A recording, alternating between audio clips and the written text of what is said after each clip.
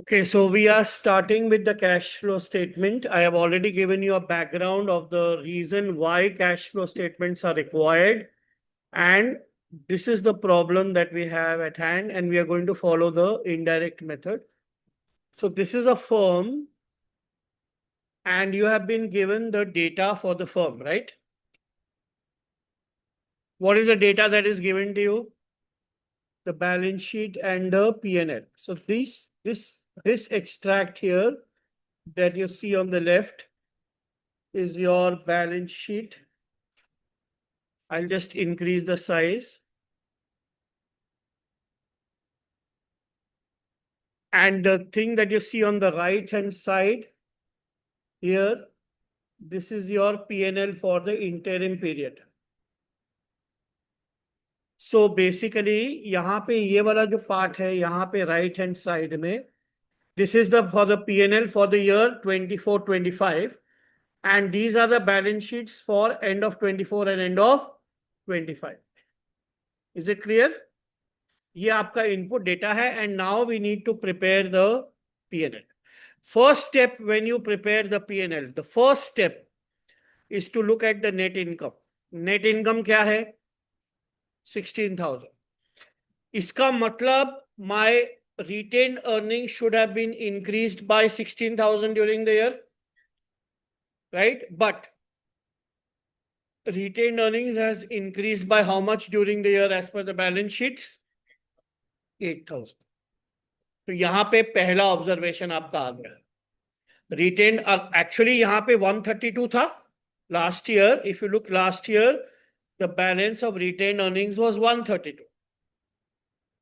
So if you add profit for this year, the balance should have been 148.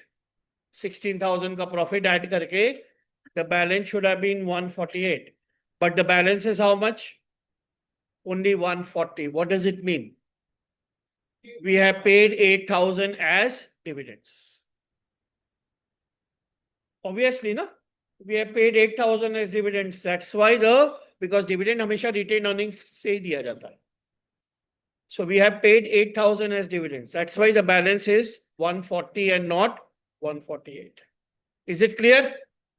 So now we will start with net income. So net income में सबसे पहले क्या आएगा?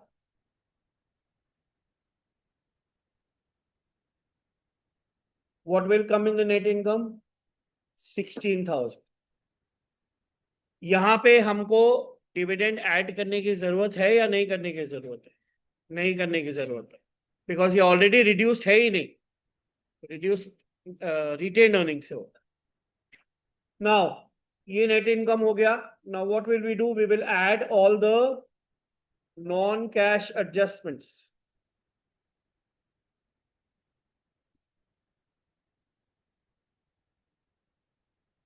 So what are the non-cash adjustments?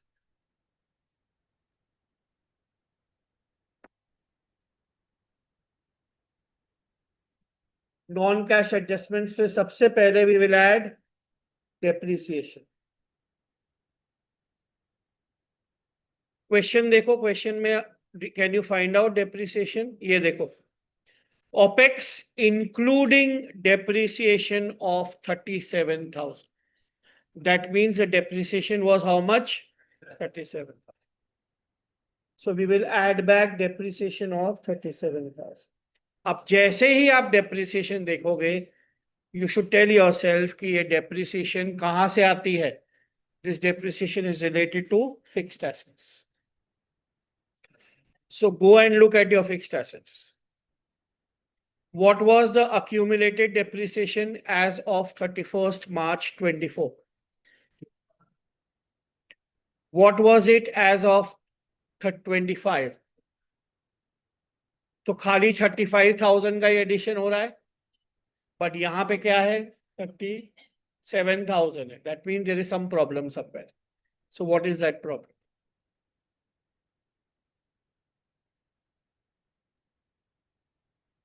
The problem is here. Loss on sale of plant 3,000. So now I'm going to prepare a T format now. So you please pay attention, don't miss this. So मैं आपके सामने T format बनाऊंगा यहाँ पे. I'll tell you, I'm doing that only. I'm doing exactly that. So in the T format,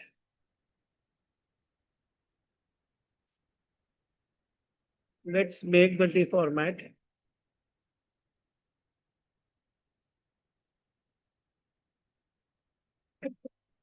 So in the T format, सबसे पहले we will prepare the T format for plant and accumulated depreciation.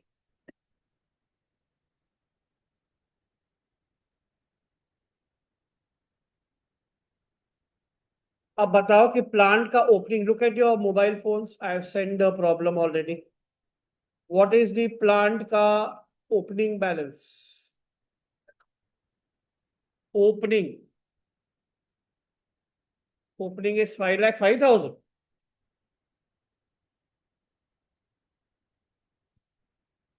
yes, and closing is 7,15,000. so यहाँ पे सबसे पहले मैं opening balance लिखूंगा 5,05,000.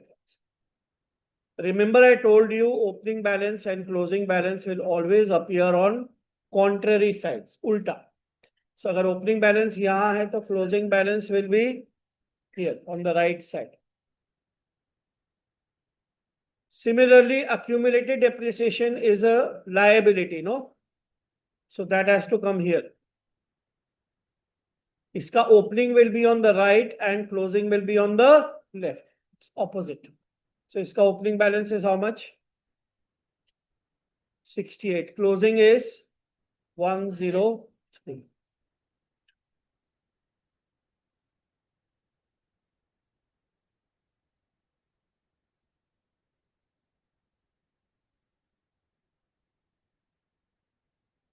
अभी सबसे पहले आपको क्या पता चला यहाँ पे कि there was depreciation coming from P&L. How much depreciation has come from P&L? 37,000 आया है depreciation from P&L. तो आइडियली आपका बैलेंस होना चाहिए था 1,05,000. Yes or no?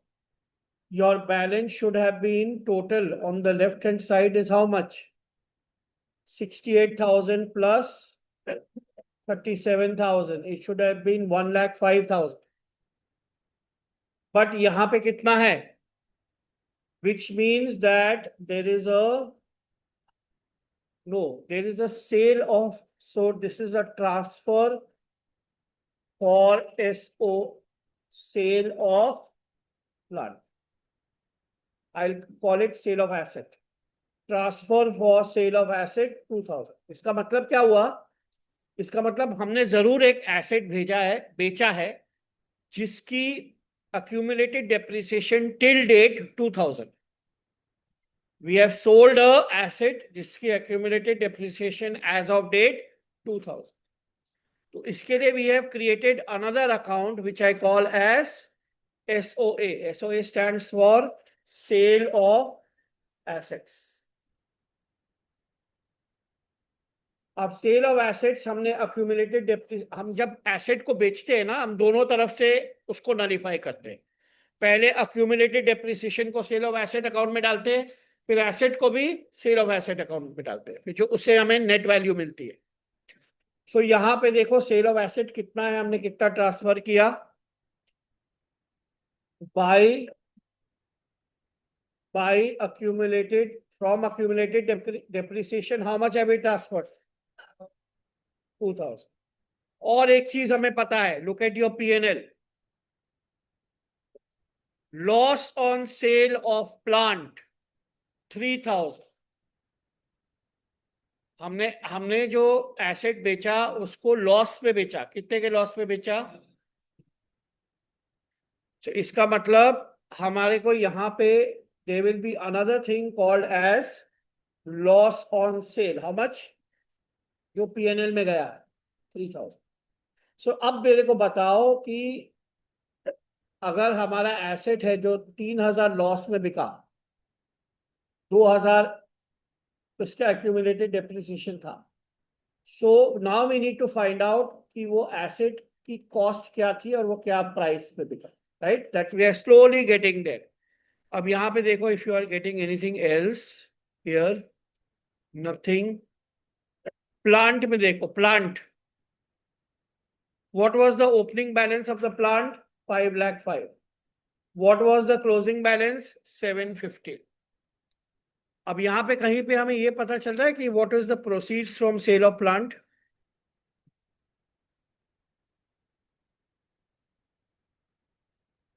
Do you know that?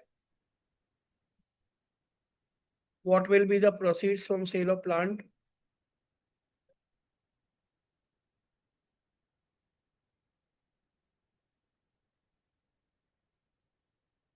बताओ. It's not that difficult. Apurva, how much?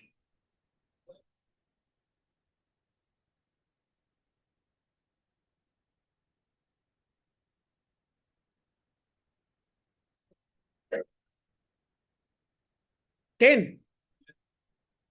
2 lakhs 10. No, no, no, no, no.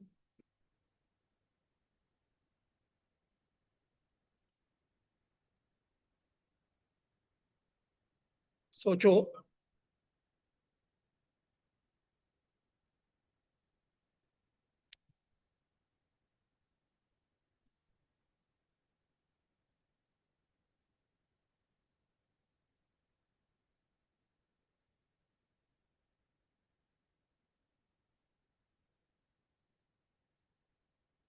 बताओ क्या होगा?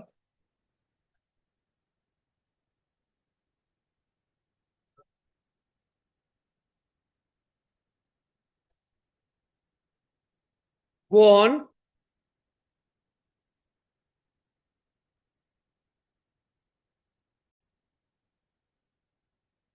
Please pay attention, everyone. Hello. See, this information was given, which I have shared with you now. Sold plant costing 10,000, having accumulated depreciation of 2,000 for rupees 5,000.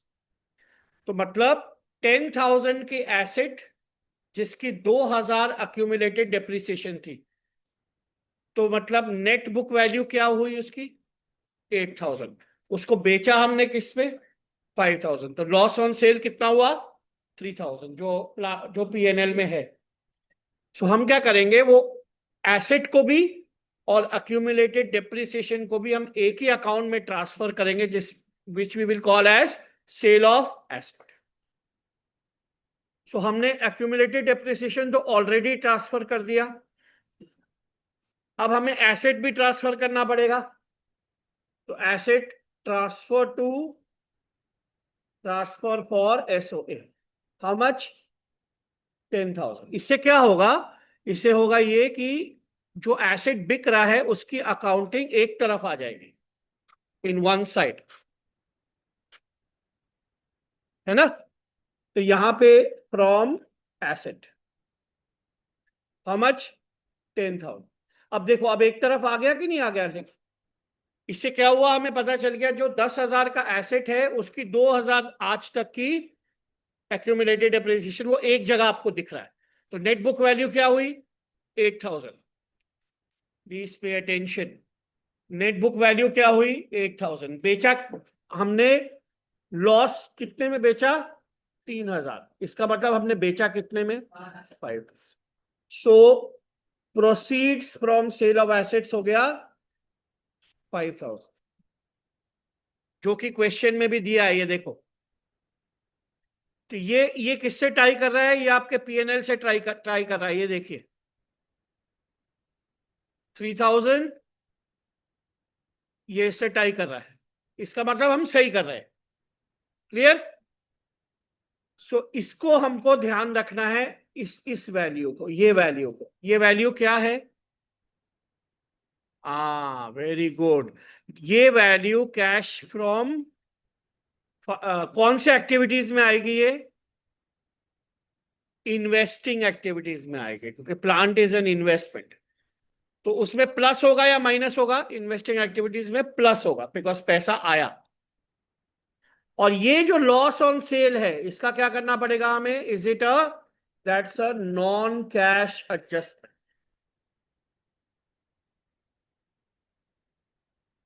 Non cash adjustment of how much? जैसे depreciation non cash adjustment है, loss on cell भी तो non cash adjustment है। तो जैसे depreciation आप add करोगे, इसको भी आप ऐड करो। वेरी गुड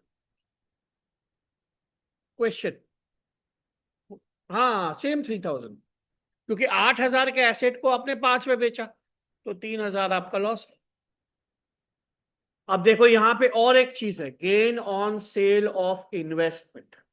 अब इन्वेस्टमेंट के लिए देखो क्वेश्चन में क्या दिया है, इसको इसको एक बार मैं काट दे रहा हूं because we are done. Investments purchase for 78, sold investments worth 90 for 102। 90,000 की इन्वेस्टमेंट को हमने 1,02,000 में बेचा। अभी हमें क्या करना पड़ेगा? इन्वेस्टमेंट की भी अकाउंट बनानी पड़ेगी। we'll have to make another account for investments। अब बताओ इन्वेस्टमेंट का ओपनिंग बैलेंस क्या है Anshuman? Look at your balance sheet and tell me what is the opening balance for investment. Opening correct, closing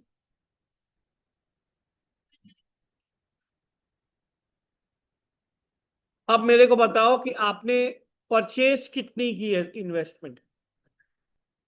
purchased, तो वो add होगा investment में। तो ये कैश इनफ्लो है कि आउटफ्लो है? आउटफ्लो 78,000। तो इसको मैं मार्क करके रख रहा हूं। क्यों मार्क करके रख रहा हूं? जब मैं इन्वेस्टिंग एक्टिविटीज बनाऊंगा तो इसको मुझे फिल करना पड़ेगा। ये माइनस में आएगा कि प्लस में आएगा? माइनस में आएगा। क्लियर? और 90,000 की इन्वेस्टमेंट को आपने 1,02,000 में बेचा। So proceeds from sale of investment कितना हुआ? 1,02,000। ये कहां पे आएगा? ये भी इन्वेस्टिंग एक्टिविटीज में आएगा, प्लस में आएगा बिकॉज इसमें पैसा आया। और जो गेन ऑन सेल है, 90 का एसेट को आपने 1,02,000 में बेचा, तो गेन ऑन सेल कितना हुआ? ये आपको पीएनएल में मिलना चाहिए। ये देखो, this you should get in your PNL, जो यहां पे है। ये देखिए आप, तो जैसे लॉस ऑन सेल ऐड होता है, गेन ऑन सेल माइनस होगा। तो यहां पे less gain on sale of investments, how much? 12,000। तो नॉन कैश एडजस्टमेंट डेप्रिसिएशन हो गया, right? Gain on loss on sale of plant हो गया, gain on sale of investment हो गया, बाकी कोई नॉन कैश एडजस्टमेंट नहीं। लेकिन आपके पीएनएल में इंटरेस्ट रिसीव्ड भी है और इंटरेस्ट पेड भी है। Now please listen to me carefully. Ayushi, ये जो नेट इनकम है 16,000 का, is it after considering interest paid and received? Yes और नो? यस। तो मतलब इंटरेस्ट पेड जो है वो माइनस हो चुका है और इंटरेस्ट रिसीव प्लस हो चुका है। इसका मतलब वो हमारे ऑपरेटिंग एक्टिविटीज में आ चुका है, जो कि वो नहीं होना चाहिए। Interest paid should be part of in financing activities, interest receive should be part of. तो इंटरेस्ट पेड जो है ऑपरेटिंग से माइनस हो चुका है, तो हम यहां पे उसको प्लस करेंगे। सो एड इंटरेस्ट पेड, और वो कहां माइनस होगा? कहां माइनस होगा? Financing activities. तो पहले आप यहां ऐड करोगे, उसके बाद इंटरेस्ट रिसीव्ड वो ऐड हो चुका है, तो हम क्या करेंगे? लेस करेंगे, और वो कहां पे ऐड होगा? इन्वेस्टिंग एक्टिविटीज में ऐड होगा, बिकॉज इंटरेस्ट रिसीव कब होता है? जब आप इन्वेस्ट करते हो. So interest received is 6,000. So now you are ready with your cash flow before working capital adjustments. तो हम ये सारे एडजस्टमेंट्स को यहां पे टैबुलेट करेंगे. डेप्रिसिएशन ऐड होगा, loss on sale of plant add होगा, gain on sale of investments minus, interest paid add, interest received minus. Clear? तो नेट इफेक्ट क्या है? 45,000. तो अगर आप इसको इससे ऐड करोगे, you will get your cash before working capital adjustments. So what is the cash before working capital adjustment? 16 plus 45, which is 61. अब आएगा वर्किंग कैपिटल एडजस्टमेंट, जिसके लिए वो मैट्रिक्स मैंने बनाया था. Now you will have working capital adjustment, जिसके लिए I have prepared this matrix. Now, let's go one by one to all working capital items. Inventories. Inventory साल में बढ़ी है या कमी है? बढ़ गई. बढ़ती कब है? When you buy it or sell it? Buy it. So cash outflow. So what is your cash outflow on inventories? तो इसको मैं माइनस करके लिखूंगा. क्यों माइनस? बिकॉज वो cash outflow. Accounts receivable, Ananya, बढ़ा है या कमा है? कमा है. इसका मतलब कस्टमर ने हमें पैसे दिए हैं. सो वो आएगा प्लस आएगा, +8 आएगा. कैश को छोड़ दो, बिकॉज हम कैश स्टेटमेंट तो बना ही रहे. प्रीपेड एक्सपेंसेस कम हो गया. Decrease in current assets is a cash inflow.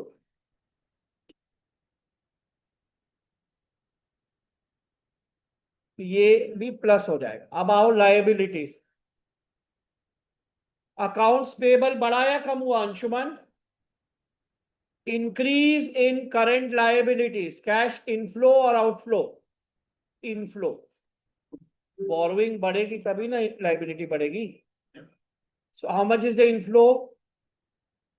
7,000. Increase in accrued liabilities, वो भी इनफ्लो. ठीक है. टैक्सेस को हमें अलग से ट्रीट करना पड़ेगा, हम यहां पे नहीं करेंगे. तो ये हो गया आपका total change in working capital. 12,000 negative. अगर हम इन सबको ऐड करेंगे तो I will get my first milestone, cash from operating activities. So what is my cash from operating activities? 49,000.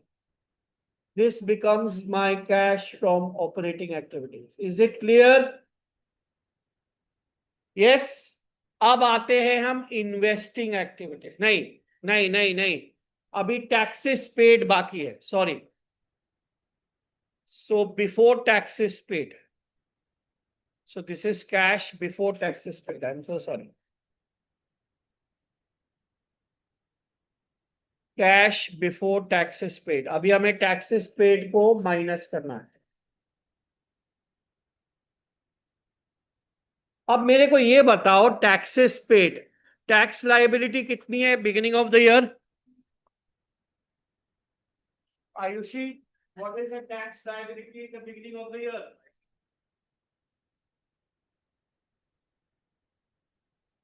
5,000. What is the tax liability end of the year?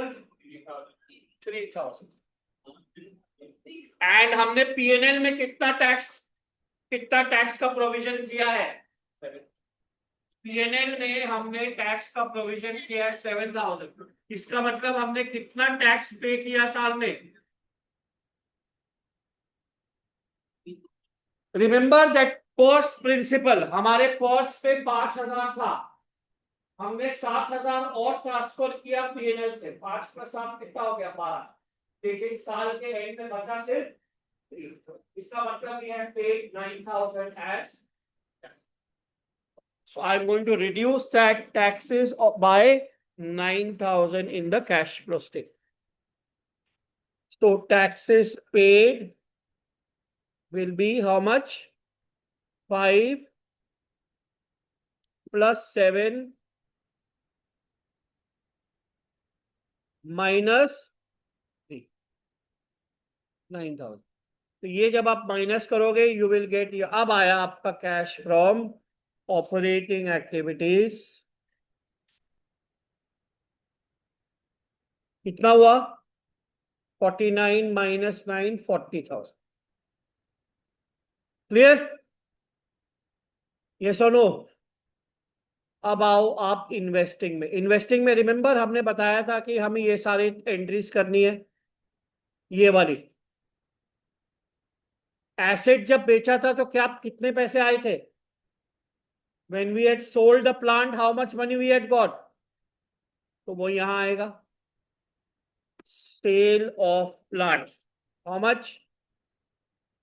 5,000, right?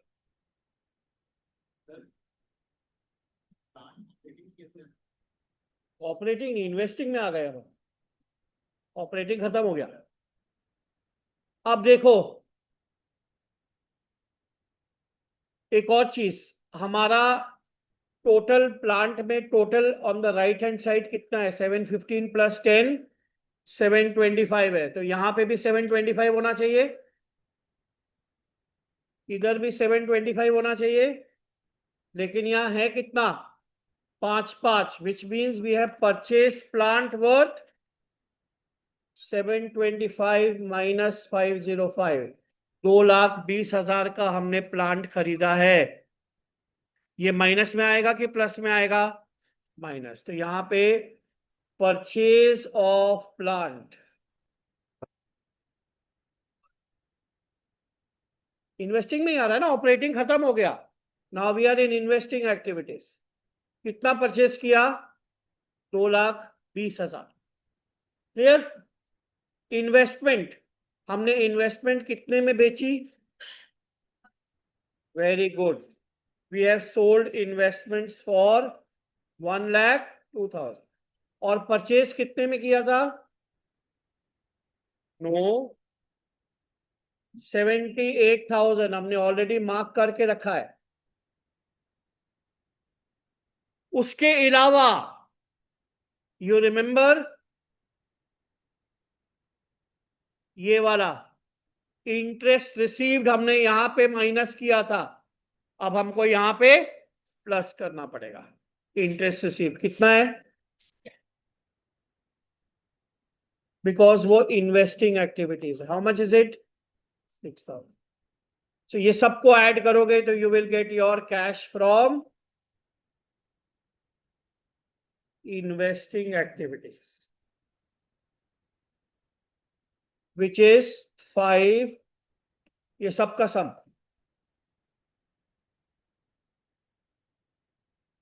तो ये हो गया आपका cash from investing activities 1,85,000 negative. Clear? अब आते हैं हम financing activities में। फाइनेंसिंग एक्टिविटीज में इफ यू रिमेंबर यहां पे हमने इंटरेस्ट पेड को ऐड किया था, जो हमें यहां पे लेस करना पड़ेगा। कितना है? -23,000, राइट? ये माइनस हो जाएगा यहां पे। अब देखो यहां पे और कुछ है, प्लांट हो गया, ये हो गया, ये हो गया, ये 115। हाँ, इसको टोटल करके देखो, ऑलवेज टोटल एंड चेक। 217 है तो यहाँ पे भी 217 होना चाहिए, यहाँ पे देखो 217 है, बराबर है। So no problem here, so investment is also done. इसके बाद AR हो गया, कैश हो गया, प्रीपेड हो गया, शेयर कैपिटल, ये देखो share capital has increase by 1,50,000। तो शेयर कैपिटल जब इंक्रीज होगा तो पैसा आया या गया? आया। तो प्लस या minus? Plus. Reserves, remember dividends paid. How much was the dividends paid? Very good, 8,000.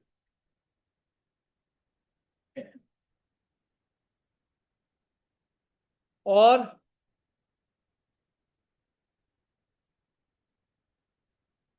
क्या है? बस दैट्स इट, बाकी सब हो गया। तो ये हो गया आपका फाइनेंसिंग एक्टिविटीज। टोटल कितना है? +119। तो ये आएगा cash from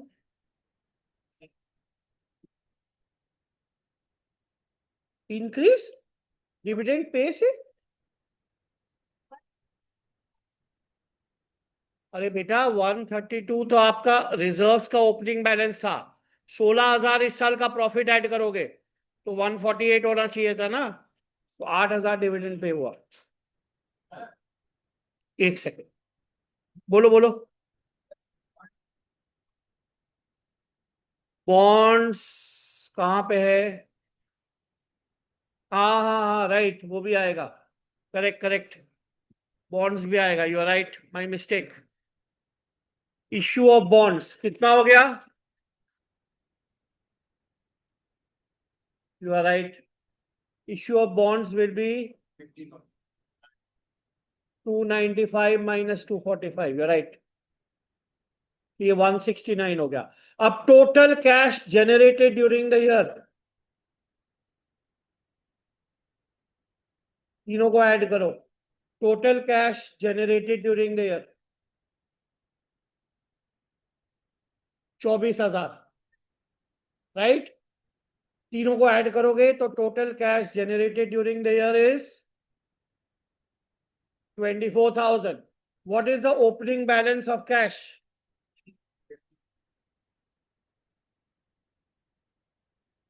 opening balance of cash is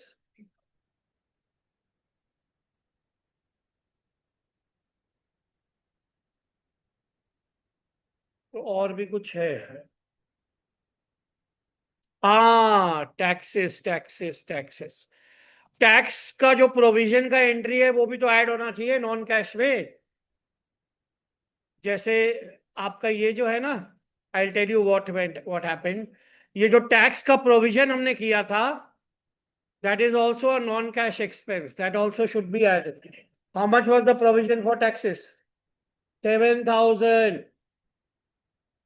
ये वाला, ये पीएनएल में माइनस किया है ना, ये प्रोविजन हमने किया था, रिड्यूस हो गया प्रॉफिट तो वो एड बैक होगा, तो ये भी ऐड हो जाएगा।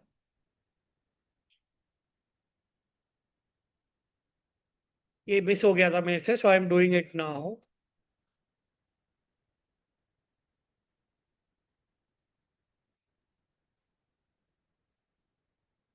तो यहाँ पे +7, तो आपका ये चेंज हो जाएगा। Now what is the total? This has change to 31, right? तो अगर आपका कैश जनरेटेड 31 था और 15,000 ओपनिंग बैलेंस था तो क्लोजिंग बैलेंस कितना होना चाहिए? 15,000 प्लस 31,000, 46,000। Is it 46,000? आप अपना बैलेंस शीट देखिए और बताइए what is the closing balance of cash? 46,000। जिस और हमारे कैश फ्लो स्टेटमेंट के एंड में कितना आ रहा है? 46,000। 15,000 ओपनिंग था, 31,000 हमने जनरेट किया, 46,000 क्लोजिंग था। It is matching with your balance sheet, that means your cash flow statement is absolutely correct. Okay, now I am going to share this file with you along with the video recording.